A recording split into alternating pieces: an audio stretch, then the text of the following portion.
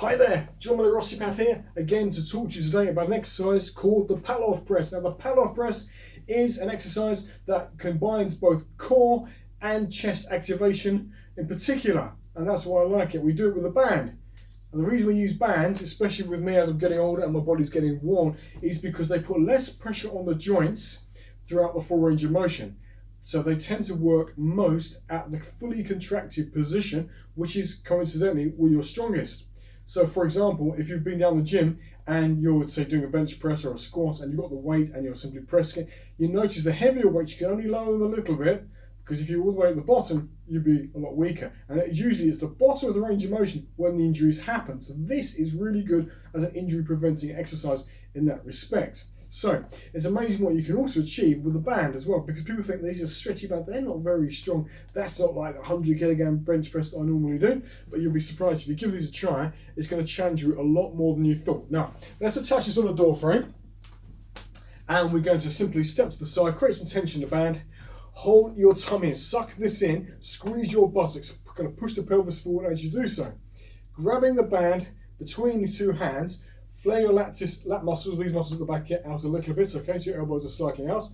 And you're a nice upright posture, head forward, simply press out like so, hold as slowly lower, keeping the tummy tight the whole time and your glutes clenched. Press out, hold and lower. Now when you do these, don't necessarily go for repetitions, just go for time under tension. So have a clock on the side and watch that second hand move, okay? And when you get to a point where you're getting fatigued, just hold it at the end there for as long as you possibly can. At this point, it is really hard. My oblique muscle on this side is working super hard. My glutes on this side is working super hard. And of course, my upper chest on this side and my shoulders on the other side as well. And then very slowly bring it back down again. Now, if you notice, if you're in the gym and you've probably seen people doing this with cables, doing a thing called a wood chop, where you're standing like this and you're twisting to the side.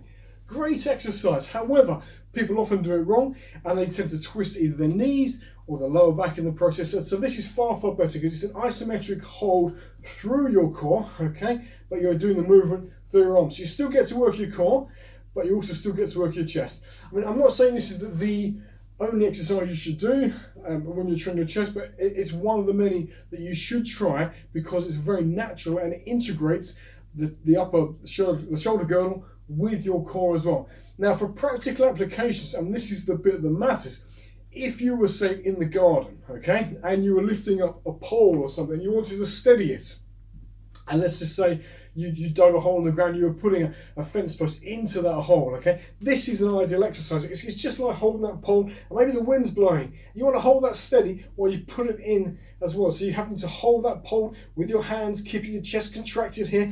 Wind's blowing, it's moving on about it. You've got to keep your core braced and your glutes nice and tight so you don't get hurt. And that's what this is about. It's all about injury prevention.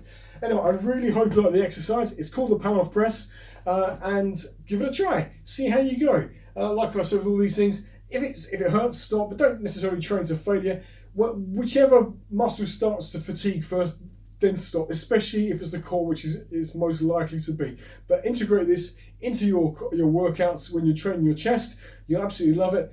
You get a really good pump, and hopefully I will see you in the next video. Don't forget to like and subscribe. Take care. See you soon.